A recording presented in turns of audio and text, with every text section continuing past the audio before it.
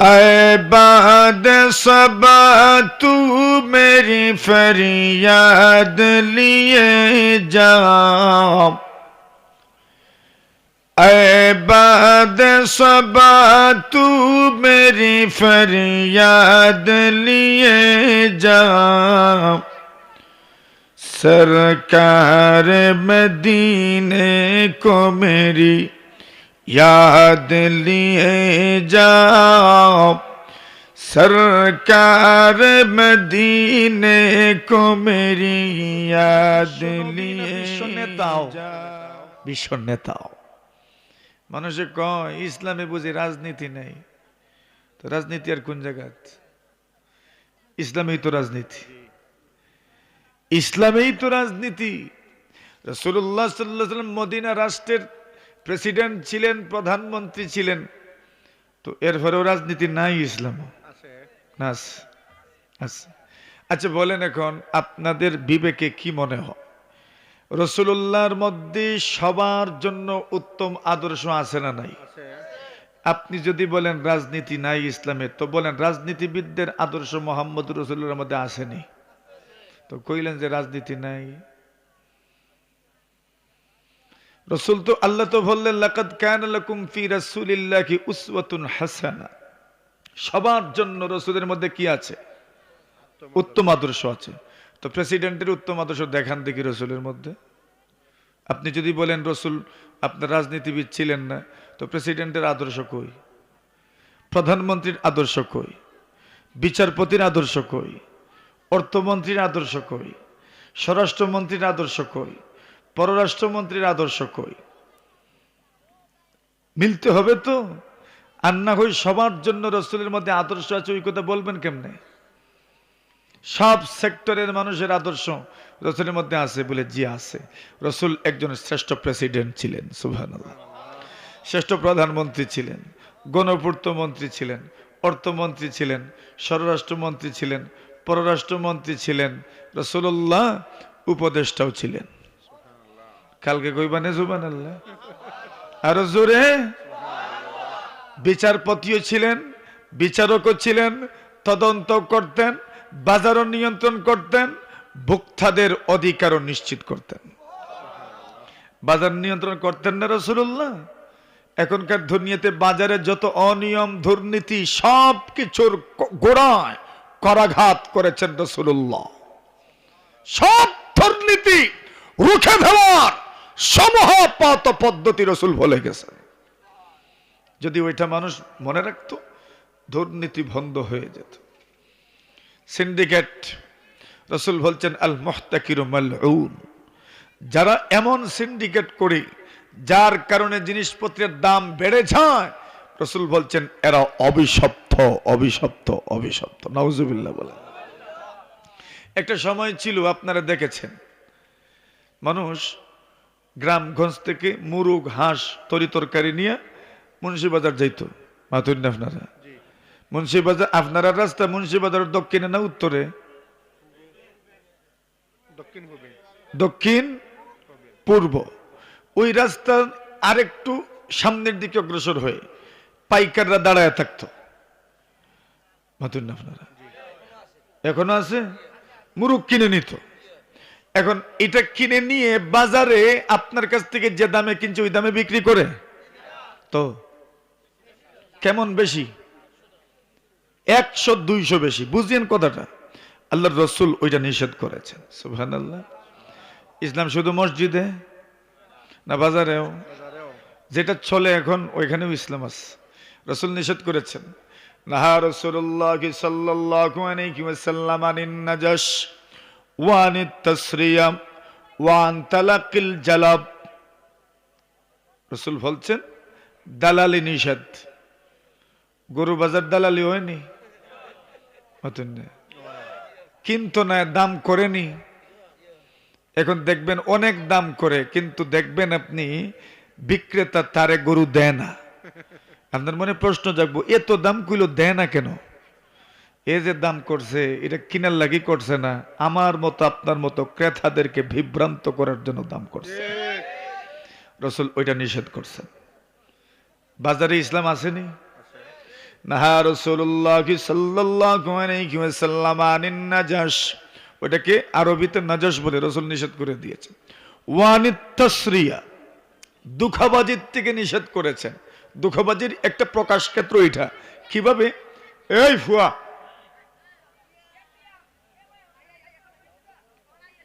ওয়ানিত তাসরিয়া, রাসূলুল্লাহ সাল্লাল্লাহু আলাইহি ওয়াসাল্লাম নিষেধ করেছেন। একদল দেখবেন এরা দুধের গাই বা দুধের উট বা দুধের ছাগল, ওইটারে 2 দিন 3 দিন পর্যন্ত দুধ খাওয়ায়ও না, দুধ খিরায়ও না। এখন বান বড় হয়, বাজারে লইয়া যায়।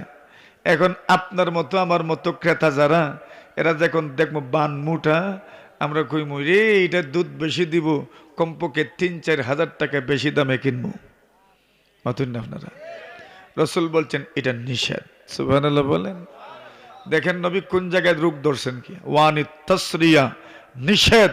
তাসরিয়া করতে পারবে না। তাসরিয়া বলা হয় কয়েকদিন গাভীর দুধ দোহন না করা, আর এরপরে ক্রেতাকে বিভ্রান্ত করে ছড়া দামে বিক্রি করা, ওটাকে তাসরিয়া বলে। কেউরির মাথার উপরে দিয়া যদি যায় রে বউ, তো খারাপ ভাইও না আমারে। কথা বুঝছেন নি? উঠাউঠি করিও না। এখন রাসূল আকরাম সাল্লাল্লাহু আলাইহি ওয়াসাল্লাম বলছেন, নিষেধ করে দিয়েছেন আনিন নাজাশ। নাজাশ নিষেধ, দালালি নিষেধ, তাসরিয়া নিষেধ।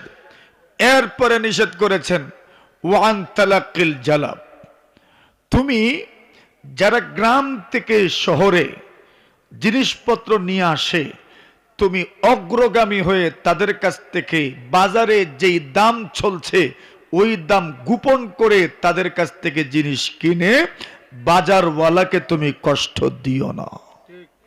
সুবহানাল্লাহ বলেন। ঠিক পরে কইবেন আগে রাসূলের মানবতা দেখেন। শহরের মানুষ, এদের যেন কষ্ট না হয়। একজন মানুষ গ্রামে বসবাস করে, একদল মানুষ শহরে বসবাস করে। এখন গ্রামের মানুষ যদি মোটামুটি তার জিনিসপত্র নিয়ে বাজারে পৌঁছে যেতে পারে, তার জানা আছে কত দামে বিক্রি করলে তার ফুসাইব, এটা তার জানা আছে। তার তাড়াও আছে, আবার তাকে বাড়িতে ফিরতে হবে, খরচপাতি নিয়ে ফিরতে হবে। মোটামুটি কম দামে সে ছেড়ে দিত, তো তারও ব্যবসা হইতো, শহরওয়ালার জন্য সুবিধা হইতো। কিন্তু মধ্যখানে যখন পাইকারে পেয়ে যায়, তখন ওইটা গ্রামের মানুষের কাছ থেকে কম দামে কিনে, আর শহরের মানুষের কাছে কমপক্ষে 200-300 টাকা বেশি দামে বিক্রি করে। ফলশ্রুতিতে শহরের মানুষের কষ্ট হয়। রাসূল বলছেন এভাবে করিও না। দাউন নাস ইয়ারযুকুল্লাহু বা'দাহুম মিন বা'দিন, মানুষকে তার গতির উপর ছেড়ে দাও, একজনের মাধ্যমে আল্লাহ আরেকজনকে রিজিক দান করবেন। এটা ইসলামের বাজার নীতি। রাসূলুল্লাহ সাল্লাল্লাহু আলাইহি ওয়াসাল্লাম বাজারে যাচ্ছেন, কষ্ট হইতেছে আপনাদের? রাসূলুল্লাহ বাজার দিয়ে যাচ্ছেন, আপনাদের বাজার আছে, আমারও বাজার আছে। বাজারে অনেকেই খাদ্যদ্রব্য বিক্রি করে। মনে করেন ধানের গিলা, গিলা কইনি আমরা দেশ মাথুন না আপনারা? ধানের গিলা, কেউ কয় ধানের ঠেক, গমর ঘিলা, অথবা আরো বিভিন্ন ফল ফসল। আল্লাহ রাসূল দেখলেন খাদ্য বিক্রেতা খাদ্য বিক্রি করছে। আবু হুরায়রা বর্ণনা করেন, মাররা রাসূলুল্লাহ সাল্লাল্লাহু আলাইহি ওয়াসাল্লাম আলা সুবরাতি তাআম, রাসূলুল্লাহ সাল্লাল্লাহু আলাইহি ওয়াসাল্লাম খাদ্য বিক্রেতার পাশ দিয়ে গেলেন। রাসূলের মনে হলো আচ্ছা পরীক্ষা করে দেখি খাদ্যের মধ্যে কোনো ভেজাল আছে কিনা। সুবহানাল্লাহ বলেন। ভোক্তা অধিদপ্তর এটাই তো করে, ভোক্তা অধিদপ্তরের কর্মকর্তারা তো এটাই করে। তো বাজার নিয়ন্ত্রণ করার জন্য, মানুষকে সুন্দর এবং পুষ্টিকর খাবার পরিবেশন করার জন্য ভোক্তা অধিদপ্তর এই কাজটাই তো করে।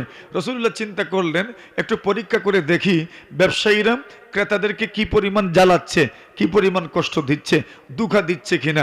ফাআদখালা রাসূলুল্লাহ সাল্লাল্লাহু আলাইহি ওয়াসাল্লাম ফিহা ইয়াদাহু, আল্লাহর রাসূল খাদ্যের ভিতরে নিজের হাতটা ঢুকাইলেন, দেখতে চাইলেন ভিতরেও শুকনানি না ভিজা। সুবহানাল্লাহ। কত আকলমন, কত বিবেকবান, কত দূরদর্শী আপনি চিন্তা করেন। রাসূল হাত ঢুকাইছেন, হাত ঢুকানোর পরে ফানালাত আসাবিউহু বালালা, আল্লাহ রাসূল অনুভব করলেন নিচের অংশ ভিজা। সুবহানাল্লাহ। এবার রাসূলুল্লাহ তো বুঝে নিলেন কি সমস্যা আছে এখানে। দেখবেন কিছু মানুষ আছে খালি ফানি ছিটা দেয়, নতুন আপনারা কিতার লাগি দেয়, ওই তো রোগ ধরছেন কিতা পারতো, ওজন বাড়তো। এখন রাসূলুল্লাহ হাত ঢুকাইছেন। কিছু মানুষ আছে দেখবেন ঘাস ঢুকাইয়া দেয়, আছে না নাই? মানে বাড়িতে আনবেন ঘাস বাঁচতে বাঁচতে আপনার জীবন শেষ। হ্যাঁ হ্যাঁ, রাসূলুল্লাহ দেখলেন ফাআদখালা রাসূল ফি হাইয়াতাহু, রাসূল হাত ঢুকাইলেন, ফানালাত আসাবিউহু বালালা, রাসূল দেখলেন এখানে ভিজা ভিতর। রাসূল জিজ্ঞাসা মা হাযা ইয়া সাহিবাত তাআম, আরে ও খাদ্য বিক্রেতা কি বিষয়? তো যারা ভুল করে এরা জবাব রেডি থাকে, বুঝছেন না? রাজমিস্ত্রিরে যদি আপনি প্রশ্ন করেন দেখবে এরা বালু আনাসার নিয়ে আস্তর করিলে, বুঝছেন না? তো আপনারা খালি জিগাইন যান বলে সানিয়ে না কইব এই তো অসুবিধা নাই, জব রেডি। এই জাতের কিছু রাজমিস্ত্রি আসেনি দুনিয়াতে। আপনি সামনে থেকে 1 মিনিটের জন্য সরেন, বালুলু সানিয়ে তো না। এরপরে যখন আপনি কি করবেন, আস্তর ভাঙবেন টাইলস করার জন্য, দেখবেন ফরিসর ফাতা দেখা যাইব। এর লাগি এরা এত বড় বড় কন্ট্রাক্ট পাওয়ার পরেও এরপরে সুদে টাকা আনে। আর কইতাম না আমি বেশি কিছু। দুনিয়াতে যত মানুষকে ধোঁকা দেয় এদের জীবনে কোনো উন্নতি হয় না। একমত নেই আপনারা? ফাআদখালা রাসূলুল্লাহ সাল্লাল্লাহু আলাইহি ওয়াসাল্লাম ফি কায়াদাহু, নবী হাত ঢুকাইলেন। ফানালাত আসাবিউহু ভালালা, আল্লাহর নবী দেখেন ভিতরের অংশ ভিজা। আল্লাহ রাসূল সাল্লাল্লাহু আলাইহি ওয়াসাল্লাম খাদ্য বিক্রেতাকে ডাক দিয়ে জিজ্ঞাসা করলেন মা কাদা ইয়া সাকিবাত তাআম, আরে ও খাদ্য বিক্রেতা ভিতরের অংশ ভিজা কেন? উনি জবাব দিলেন ইয়া রাসূলুল্লাহ আসাবাতহুস সামা, বৃষ্টি পড়েছিল এই জন্য ভিজে গেছে। রাসূল বললেন তবে তো তুমি ভিজাটা উপরে রাখার কথা। সুবহানাল্লাহ। আল্লাহর হাবিব বললেন ফাহাল্লা জালতাগু ফাওকাত তাম, খাদ্য বিক্রেতা তোমার জবাব মতো মেঘের পানি পড়েছে, বৃষ্টি পড়েছে, এই জন্য ভিতরের অংশটা ভিজে আছে। ফাহাল্লা জালতাগু ফাওকাত তাম, তবে তুমি ওইটা খাদ্যের ভান্ডারের গিলার উপরে কেন রাখলে না? কাইয়ারাহুন নাস, লোকজন দেখতো, পুষাইলে কিন্তু না, পুষাইলে না কিন্তু। অতঃপর রাসূল বলে দিলেন মান গাশশা ফালাইসা মিন্না, যে ব্যক্তি ধোঁকা দিবে সে আমার উম্মতের অন্তর্ভুক্ত নয়। জোরে বলেন সুবহানাল্লাহ। আল্লাহর নবী বিশ্ব নবীজি মুহাম্মদুর রাসূলুল্লাহ সাল্লাল্লাহু আলাইহি ওয়াসাল্লামকে আপনি কোন দিক থেকে জ্ঞান করবেন? একজন আদর্শ প্রেসিডেন্ট হিসাবে যদি জ্ঞান করেন, রাসূল আদর্শ প্রেসিডেন্ট, প্রধানমন্ত্রী, আদর্শ প্রধানমন্ত্রী, আপনি যেই দিক থেকে রাসূলকে জ্ঞান করতে চাইবেন, আদর্শ এবং অনুকরণীয় অনুসরণীয় একজন মহামানব মুহাম্মদুর রাসূলুল্লাহ সাল্লাল্লাহু আলাইহি ওয়াসাল্লাম, এমন একজন মহামানব আল্লাহর জমিনে দ্বিতীয় কেউ ছিলেন না, আগামীতেও হবেন না, ঠিক কিনা? আদর্শ মহামানব মুহাম্মদুর রাসূলুল্লাহ সাল্লাল্লাহু আলাইহি ওয়াসাল্লাম। তাহলে বোঝা গেল ইসলাম রাজনীতির অর্থই তো হলো সকলকে নিয়ে সুন্দরভাবে একটা আদর্শ সমাজ ব্যবস্থা প্রবর্তন করা, এটাই তো হলো রাজনীতির মূলে। তো এই ক্ষেত্রে রাসূল 100% সফল। আপনারা সকলকে নিয়ে সুন্দর একটা সমাজ ব্যবস্থা প্রবর্তন করেছেন, আলহামদুলিল্লাহ। আজ পর্যন্ত মানুষ রাসূলের মদিনা সনদ নিয়ে গবেষণা করতে আছে, সুবহানাল্লাহ। যেই মদিনা সনদের কথা কত আপনারা শুনেছেন, আমরা শুনেছি, সেই মদিনা সনদের ভিতরে কি কি আছে ওইটা নিয়ে এখন পর্যন্ত মানুষ গবেষণা করছে। মানব রচিত প্রথম সংবিধান, আল্লাহু আকবার বলেন, মুহাম্মদুর রাসূল সাল্লাল্লাহু আলাইহি ওয়াসাল্লাম লিখিয়েছিলেন। সব ধর্মের মানুষ, সব মতের মানুষের শান্তিপূর্ণ সহাবস্থান নিশ্চিত করার জন্য রাসূল ওইটা লিখিছিলেন, রাসূল ওটা প্রণয়ন করেছিলেন। আর আপনি বলেন আমি বলি ইসলামে বুঝি রাজনীতি নেই? আসেনি? নবী তার ইন্তেকালের আগে কি বলে গেছে? নবীজি সাল্লাল্লাহু আলাইহি ওয়াসাল্লাম তার ইন্তেকালের আগে বলে গেছেন, সাহাবীরা আমার, তোমরা আজিজুল ওয়াফাত কামা কুনতু উজিজুহুম। বুখারী শরীফের রিওয়ায়াত, খুব ভালো করে কথাটা অনুভব করিয়েন। রাসূলুল্লাহ সাল্লাল্লাহু আলাইহি ওয়াসাল্লাম বলে গেলেন, আমি যেভাবে রাষ্ট্রদূতদেরকে, দূতদেরকে, প্রতিনিধিদেরকে উপহার উপঢৌকন দিয়ে বিদায় দিতাম, তোমরাও উপহার উপঢৌকন দিয়ে প্রতিনিধিদেরকে বিদায় দিও। এটা ছিল রাসূলুল্লাহর পররাষ্ট্রনীতি। অন্য ধর্মের কোনো প্রতিনিধি, অন্য রাষ্ট্রের কোনো প্রতিনিধি, অন্য কোনো সমাজের প্রতিনিধিরা যখন রসুলের কাছে আসতেন, রসুল তাদেরকে ওয়েলকাম করতেন, স্বাগতম জানাতেন। অতঃপর রসুল উপহার উপঢৌকন দিয়ে এদেরকে বিদায় দিতেন। এর দ্বারা বোঝা যায় রসুল্লাহ পররাষ্ট্রনীতিতে অন্য ধর্ম, অন্য মতের মানুষকে স্বাগত জানানোর যে রীতি রসুল প্রবর্তন করেছিলেন, সাহাবায়ে কেরামদেরকেও এই কথা বলে গেছেন, আমাদেরকেও সেই আমল করার দরকার। কথা বলেন ঠিক না বেটে? তাহলে আমরা আজকের এই মাহফিলের সর্বশেষ এসে পৌঁছেছি। এখন শেষ ভালো যার, সব ভালো তার। মনে আছে না আমরা কোন কথায় ছিলাম? এখন রসুল শুধু বিশ্ব নবী না, বিশ্ব মাতুন না আপনারা, বিশ্ব নবী না, বিশ্ব কি, বিশ্ব নেতা।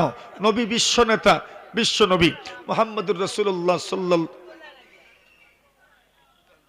কি কোনো সমস্যা? বিশ্ব নবী সাল্লাল্লাহু আলাইহি ওয়াসাল্লাম বিশ্ব নেতা এসেছেন খায়বরে।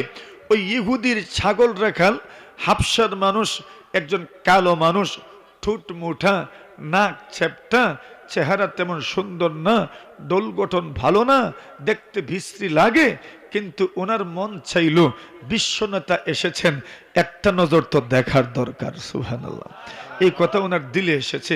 উনি ছাগলগুলো নিয়ে যখন মাঠে গেলেন চড়ানোর জন্য, আল্লাহর বান্দা ভাবলেন এই সুযোগে আমি মুহাম্মদুর রাসূলকে একটু দেখে আসি। মুহাম্মদুর রাসূলকে দেখার জন্য উনি রসুল পর্যন্ত পৌঁছে গেলেন, কিন্তু সেখানে গিয়ে পড়লেন বড় বিপাকে। রসুলকে তো আর চিনা যায় না। সুবহানাল্লাহ, রসুল তো এমনই থাকতেন, রসুলকে চিনা যেত না। রসুল আলাদা কোনো ভাব নিতেন না, অন্যরকম বসার চেষ্টাও করতেন না। সবার মধ্যে এমনভাবে বসতেন, কেউ দূর থেকে দেখলে চিনবে না রসুলকে।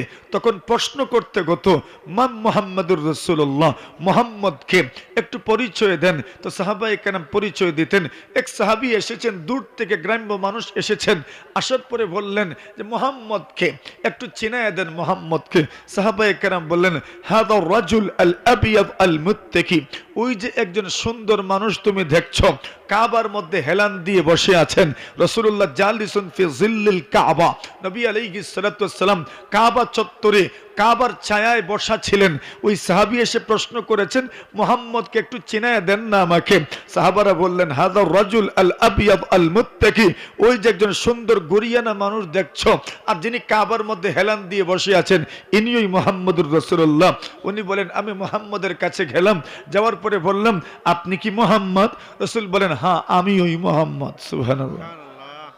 আপনার দেশে যদি কোনো চেয়ারম্যান নেই, মানুষে গিয়ে কয় আপনি চেয়ারম্যান নেই, হয়তো না, রাগ উঠবো না? কবে বেটা তুই কোন দেশের মানুষ, আমার আমি চেয়ারম্যানটা চিনোস না তুই? ওই কিন্তু উনি প্রশ্ন, আপনি কি মুহাম্মদ? বলেন, হ্যাঁ আমি মুহাম্মদ। আপনি কি রাসূলুল্লাহ? জি আমি রাসূলুল্লাহ। এখন উনি বলেন, তো আপনাকে আগে আমি একটা কথা বলি, আপনার কাছে আমি চেয়ে নিচ্ছি, আপনি মাইন্ড করিয়েন না। আমি আপনাকে কতগুলো প্রশ্ন করব, আমার প্রশ্নের ধরন একটু অন্যরকম হয়ে যেতে পারে, আমার প্রশ্ন একটু শক্ত হইতে পারে, আপনি মাইন্ড করিয়েন না। সুবহানাল্লাহ বলেন। রাসূল কইলে কি তার মাইন্ড, যেটা ভালো কও। সুবহানাল্লাহ জোরে বলেন। কোনো মাইন্ড হবে না, মাইন্ড করব না। উনি বলেন, ইন্নী সাইলুকা ফামুশাদ্দিদুন আলাইকা ফিল মাসআলা ফালা তাজিদ আলাইয়া, আমি আপনাকে প্রশ্ন করব, আমার প্রশ্ন কঠিন হয়ে যেতে পারে, ফালা তাজিদ আলাইয়া, আপনি কষ্ট নিয়েন না। রাসূল বলেন, যা মনে চায় প্রশ্ন করো, কোনো আপত্তি নাই, কোনো আপত্তি নাই। সুবহানাল্লাহ। এত সরল সহজ জিন্দেগি যাপন করতেন রাসূলুল্লাহ। ওই লোকটা এসেছে, রসুলকে তো আর চিনে না, সাহাবীদেরকে প্রশ্ন করেছে, আরে রসুলুল্লাহকে, রসুলুল্লাহ কোথায়, একটু বলো না আমাকে, রসুলুল্লাহকে আমি দেখতে চাই। ওরা বললেন, ওই যে দেখছো খেজুর পাতা দিয়ে বানানো হয়েছে একটা তাবু, তাবু চিনেন তো? ওই যে আমাদের দেশের কিছু বিচ্ছিন্ন মানুষ আছে মাশাআল্লাহ, ওরা কোনো এক জায়গায় একটা তাঁবু টাঙ্গায় আর ওইখানে বসবাস করে, দেখছেন তো কষ্টে দিনাতিপাত করে মানবেতর জীবন যাপন করে, ওই এরকম জিনিসকে তাঁবু বলা হয়। বললেন রাসূলুল্লাহ খেজুর পাতা দ্বারা নির্মিত তাঁবুর ভিতরে বসবাস করছেন, এখানেই বসা। সাহাবী হাতের ইঙ্গিতে দেখায় দিলেন, ওই যে তাঁবু দেখছো ওই তাঁবুর ভিতরে রাসূল আছেন। কেমন যেন তার কাছে মনে হলো, আরে রসুলের মতো মানুষ, মুহাম্মদের মতো এত বড় বিশ্ব নেতা, উনি ওই খেজুর পাতার ছাদে আপনার তাঁবুর ভিতরে থাকবেন, বিশ্বাস হলো না।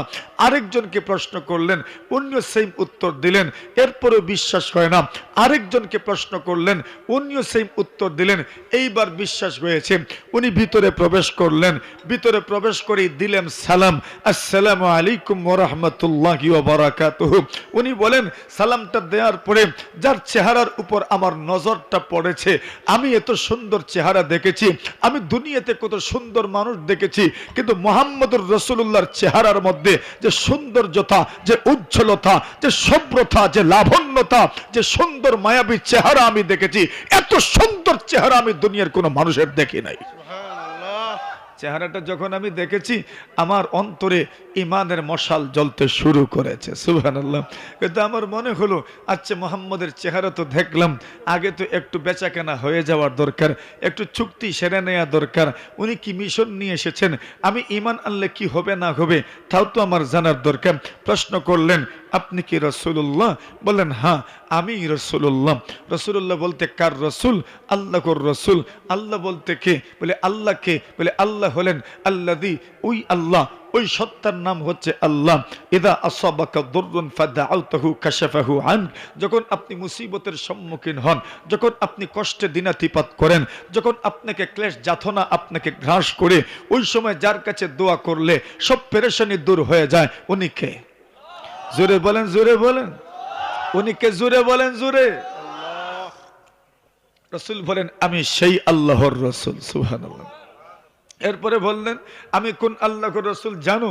তোমার জমিনে যখন ফসল হয় না, তোমার গাছে যখন ফল ধরে না, যেই সত্তার কাছে দোয়া করলে জমিনে ফসল আসে, যেই সত্তার কাছে দোয়া করলে গাছে ফল আসে, বলেন তো ওই সত্তাকে? রাসূল বললেন, আমি সেই আল্লাহর রাসূল। বললেন, আমি সেই আল্লাহর রাসূল। যখন মরুভূমির মধ্যে, সাহারা মরুভূমিতে তোমার উটটা গুম হয়ে যায়, তখন যেই আল্লাহর কাছে দোয়া করলে তোমার উট আবার ফিরে আসে, আমি সেই আল্লাহর রাসূল, সেই সত্তার রাসূল। বললেন, আচ্ছা আপনার মিশনটা